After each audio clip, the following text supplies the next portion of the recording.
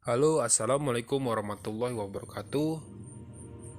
Kabar kalian semua buat para pecinta serial drama Chandragupta Maurya.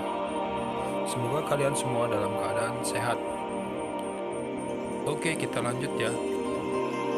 Dimana di episode sebelumnya Chandragupta dan Acarya telah dibunuh oleh Selesi dan Raja Sarifat. Mereka berdua dibuang ke dalam lubang atau di penjara bawah tanah. Sampai bertahun-tahun Acarya dan Chandragupta hidup di penjara bawah tanah itu bersama tahanan yang lainnya.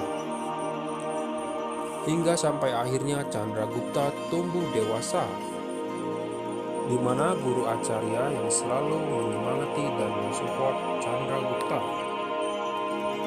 Setelah 5 tahun terkubur di dalam penjara bawah tanah, akhirnya Chandragupta keluar dari penjara itu. Chandragupta sangat rindu sekali kepada ibunya. Chandra pun mencari ibunya hingga kemana-mana, sampai akhirnya belum ketemu juga. Di situ pun Chandra menemui Acarya.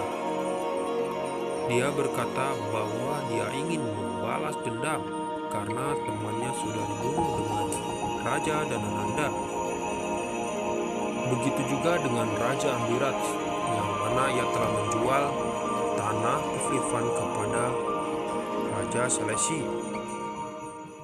Chandragupta sangat marah dan ingin membalas dendam, di mana Chandragupta dan Acarya mengatur strategi. Setelah 5 tahun terkurung di penjara bawah tanah, ternyata Raja Danananda sudah menguasai 19 kerajaan. Dan itu hal yang mustahil bagi Chandragupta untuk bisa mengalahkan Raja Danananda yang menguasai 19 kerajaan. Acarya pun mengatur strategi agar Chandragupta menyamar menjadi prajurit atau anak buah dari Raja Seleucus. Akhirnya pun Chandragupta diterima menjadi prajurit. Chandragupta pun akhirnya bisa memasuki kawasan terlarang, yaitu peperangan terbesar antara Raja Danananda dan Raja Seleucus. Dan akhirnya misi dari Acarya itu sedikit berhasil. Dengan gagah beraninya Chandragupta menghabiskan para prajurit Danananda, hingga akhirnya Raja Seleucus memuji kemahiran dari Chandragupta dan keberanian dari Chandragupta. Tetapi dalam keadaan seperti itu, Seleucus belum mengetahui kalau dia itu adalah Chandragupta. Setahu Raja Selesi, dia adalah prajurit perang atau pelayan minum. Hingga akhirnya Raja Danananda mengintai kesatria itu.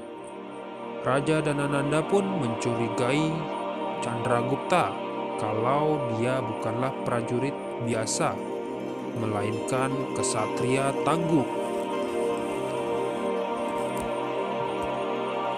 di mana Ambikumar, anak dari Ambirat, turun ikut melawan peperangan Chandragupta, di mana Ambikumar yang sangat semangat sekali saat berperang, hingga akhirnya dia pun terjatuh dari kudanya.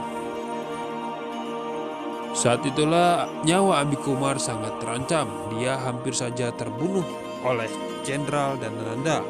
Untung saja ada Chandragupta yang menyelamatkannya. Hingga akhirnya Ambikumar pun selamat. Tak sampai di situ keganasan Chandragupta. Chandragupta pun membakar bendera milik Magadha. Hingga akhirnya perbuatan Chandragupta itu membuat Raja Danananda naik darah.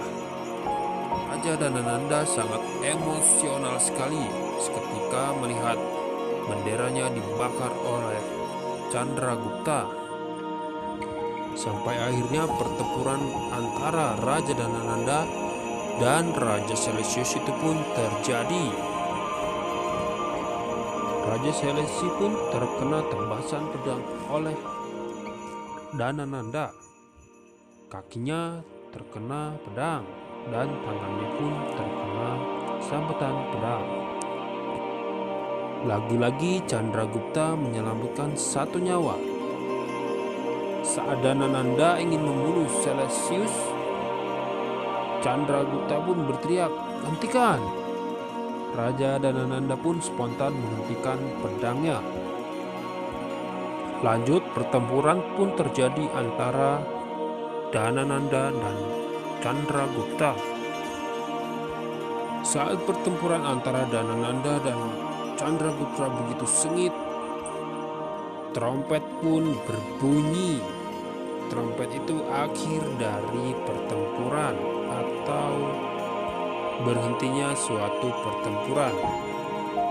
Saking memanasnya perkelahian antara Chandragupta dan Danananda, sampai pedang mereka berdua pun dipegang hingga akhirnya tangan mereka berdua terluka. Dan pertempuran akan dilanjutkan besok pagi.